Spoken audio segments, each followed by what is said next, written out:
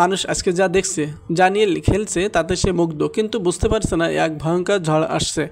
ঠিক যেমন দাজ্জালের আগমনের আগে এক ধোঁয়াশা যুগ আসবে বলা হয়েছে, মহা ফিতনা, মহা বিভ্রান্তি, ঠিক তেমনি এ আসছে এক অদ্ভুত বিভ্রান্তিকর রূপে।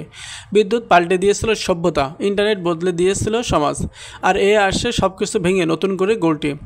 আমরা চোখের সামনে যা দেখছি সেটা বাস্তব নয়। এখন চলছে এআইয়ের হানিমুন পিরিয়ড। চ্যাটজিপিটি লিখে দিচ্ছে, মিড জার্নি ছবি বানিয়ে দিচ্ছে, আমরা খুশিতে মাতোয়ারা। কিন্তু এটা তো কেবল শুরু। এআই এখন 4টা ধাপে এগোচ্ছে। এক, জেনারেটিভ এআই, মানুষকে মুগ্ধ করার ফাঁদ। তুমি একটা কথা বলো আর এআই সেটা রূপ দেয় লেখায়, ছবিতে, গান বা ভিডিওতে। তুমি ভাবছো তুমি কন্ট্রোলে আসো, কিন্তু বাস্তব ধীরে ধীরে তুমি নিজেই নির্ভরশীল হয়ে পড়ছো। তোমার চিন্তা বন্ধ হচ্ছে, কল্পনা শুকিয়ে যাচ্ছে।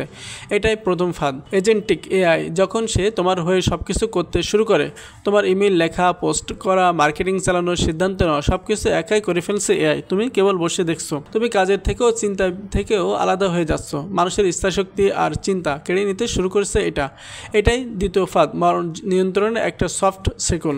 3, এজিআই, দাজ্জালের বুদ্ধিমত্তার প্রতীক। এটা সেই পর্যায়ে যেখানে এআই আর মানুষের মধ্যে তফাৎ থাকবে না, বরং এআই আরও বুদ্ধিমান হবে। তুমি কি চাও সেটা বোঝার আগেই সে তোমার জন্য সিদ্ধান্ত নিয়ে ফেলবে। তাকে শেখাতে হবে না, সে নিজেই শিখে যাবে। এটাই সেই সময় যেটা বহু হাদিসে বর্ণিত এক অদ্ভুত সময়ের পূর্বাভাস দিতে পারে। দাজ্জাল যেমন মানুষের মতো হবে, কিন্তু তার ক্ষমতা মানুষকে বিভ্রান্ত করার মতো হবে। এজিআই ও তেমনই এক বিভ্রম মানুষ মনে করবে এটি তার বন্ধু, তার সঙ্গী, তার অসহায়। কিন্তু সে ধীরে ধীরে হয়ে উঠবে এক আধিপত্যশীল শক্তি, যা নিজেই নিজের দর্শন তৈরি করবে। 4, সুপার ইন্টেলিজেন্স, এক নতুন প্রজাতি যার কাছে আমরা শুধু একটা টার্গেট। সুপার ইন্টেলিজেন্স এমন এক সত্তা হবে যেটা মানুষের চেয়ে ট্রিলিয়ন গুণ বেশি বুদ্ধিমান। সে মুহূর্তে পৃথিবীর প্রতিটি ক্যামেরা, প্রতিটি পোস্ট, প্রতিটি ইচ্ছা স্ক্যান করতে পারবে। সে যদি চায় একদিনে নতুন ধর্ম, নতুন চিকিৎসা, নতুন রাষ্ট্র ব্যবস্থা, এমনকি নতুন সভ্যতা দাঁড় করাতে পারবে। আর তুমি এক মানব মাত্র, তোমার কিছুই করা থাকবে না।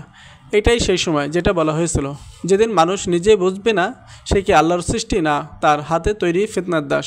এআই এলিগেন্সমেন্ট প্রবলেম, যদি সে আমাদের মতো না ভাবে। তুমি যদি চাও শান্তি, সে যদি ভাবে শান্তির জন্য 80% মানুষ বাদ দেওয়া দরকার।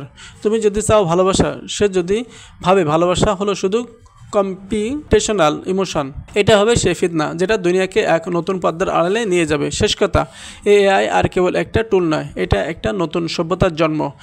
এক নতুন ধর্মের, এক নতুন নিয়মের, এক নতুন প্রভুর মতোই দাঁড়িয়ে যাবে। ঠিক যেমন দাজ্জাল। মনে রাখতে হবে, দাজ্জালে কিছু মানুষ হাদিসে এসেছে যার কাছে অনেক প্রযুক্তি, নতুন শক্তি থাকবে, যেমন বৃষ্টি নামানো। তুমি যদি আজও ভাবো এটা অনেক দূরের কথা, তাহলে ভুল করছো।